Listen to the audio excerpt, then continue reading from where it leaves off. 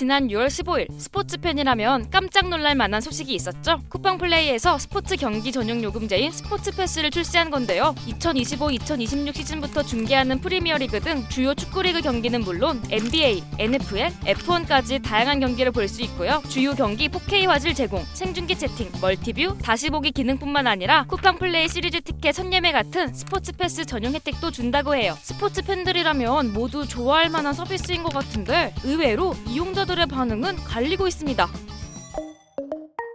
첫 번째 논쟁거리, 바로 요금입니다. 스포츠 패스의 가격은 월 9,900원. 그렇지만 이 가격은 와우 회원 기준이고요. 와우 멤버십이 월 7,890원인 걸 고려하면 매달 17,790원씩 나가는 셈입니다. 올해 8월에 쿠팡 일반 회원을 대상으로 하는 스포츠 패스 요금제도 출시되지만 이 역시 16,600원으로 적은 금액은 아니에요. 기존에는 와우 멤버십 비용만 나갔던 걸 생각하면 가격 인상폭도 2배 이상. 소비자들이 느끼는 심리적인 부담이 결코 적다고 할 수 없어요. 여기에 좋아하는 스포츠 종목에 따라 더 불만을 갖는 경우도 있는데요. 골프, 레이싱 등 한두 종목만 챙겨보는 팬들은 다른 경기를 볼 것도 아닌데 이 돈을 다 내야 하나 싶은 거죠. 스포츠 콘텐츠는 F1 콘텐츠 가끔 시청하고 있습니다. 스포츠 콘텐츠를 그렇게 막 깊게 이용하는 유저가 아닌 입장에서는 F1 경기 하나를 위해서 이 쿠팡 스포츠 패스를 추가로 구독하진 않을 것 같습니다. 또 여러 리그가 존재하는 축구 종목 팬인 경우 프리미어 리그는 쿠팡 플레이에서 볼 수 있지만 몇몇 리그는 다른 OTT에서밖에 볼 수 없거든요. 결국 좋아하는 경기를 다 보려면 다른 서비스도 결제해야 하니 비용이 더 부담된다고 이야기하기도 해요. 반면 이 정도 가격이면 합리적이라는 의견도 있어요. 해외 스포츠 스트리밍 서비스와 비교하면 쿠팡 플레이 스포츠 패스는 오히려 가성비 상품에 가깝다는 건데요. 해외 주요 스포츠 스트리밍 서비스 가격을 보면 베이직 상품도 10,000원이 넘고요. 스포츠 패스와 비슷한 서비스를 제공하는 요금제는 적어도 20,000원 이상 차이가 나거든요.